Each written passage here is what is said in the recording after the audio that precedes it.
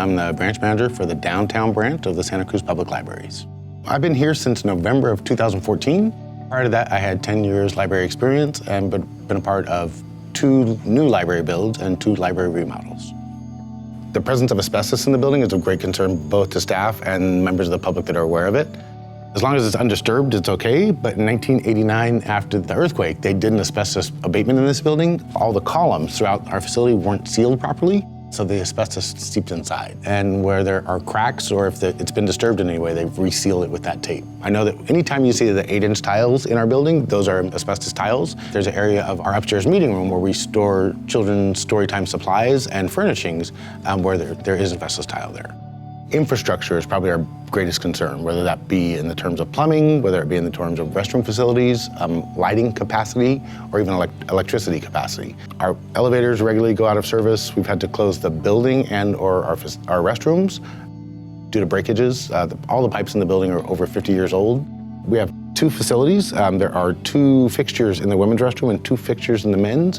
It's woefully inadequate for the amount of usage that they get. They're closed regularly for repairs or breakage or misuse. And then on top of that, we close them every day for sanitization purposes. When we close our restrooms for sanitization, we make our ADA restroom available. We call it the ADA restroom, but in fact, it's not ADA compliant. The door is extremely heavy. The height of the toilet is set at a child's level, and the risers create some instability for people that actually need that additional support. We don't have air conditioning in the body of this building. There are 2 rooms that do, our server room, because we have to keep our computer equipment cool, and then our upstairs meeting room. The rest of the building runs strictly on ventilation. A couple of summers ago, the news reported that come to your library as a cooling center, when in fact we were turning people away because it got so hot. We're really in close proximity to some high schools and some local charter schools that should really be feeding into our library. Currently upstairs in our children's room, there's a corner that's dedicated for teens. It's about 10 by 13, so 130 square feet. It's inadequate. There's something going on just about every day. Staff, our security force, and our building maintenance staff are really diligent about trying to intercept what we find, but sometimes we miss things or they happen in between. It used to be that you could go to a library and all you needed was a candle and a good book, or a lantern and a good book. But now people want to do more than just read a book. Everything runs on power. Our patrons need power. They're going to plug in or charge something. They're going to use their devices, and this is where they want to do it. We've got the free Wi-Fi for it, but we don't have the infrastructure for electrical drops. We've resorted to installing power drops all throughout the building. They are professionally done, but it causes problems in the fuse box. Libraries should be self-selective. You should be able to come in and decide how you're going to utilize us. But if we don't have everything available, then it's really only, we got books, we got DVDs, we got computers. There's so much more out there that we should be providing and could be providing. There should be a makerspace, there should be 3D printing, there should be coding classes, Lego robotics.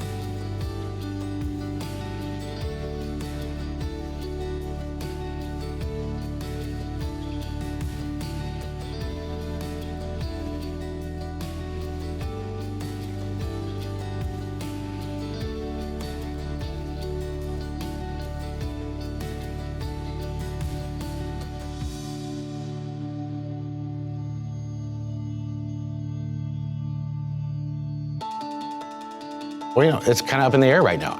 We formed a committee and they came up with 4 potential options for the renovation of this location or for the new library.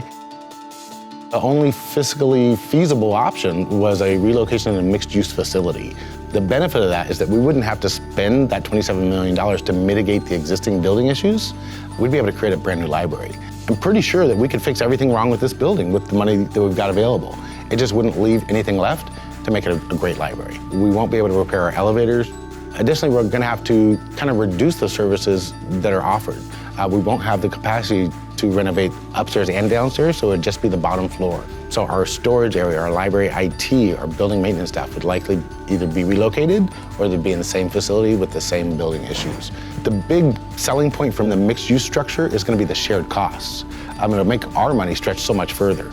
If we're in partnership with another organization to create this construction, there'll be shared construction costs that'll really reduce the amount that our money has to go to for like the foundation and the walls and the studs. I see a place for other businesses, for housing, for low-income housing, and potentially for parking as well. Our primary role is to connect people with resources, to make referrals to accurate information, and to really provide accessibility. There's folks out there that if we didn't provide computers for them, they would never have access to that. And our world has changed. Everything you need, you'll find on the computer these days. What I want to make is a brand new, sparkling 21st century library for the next generation.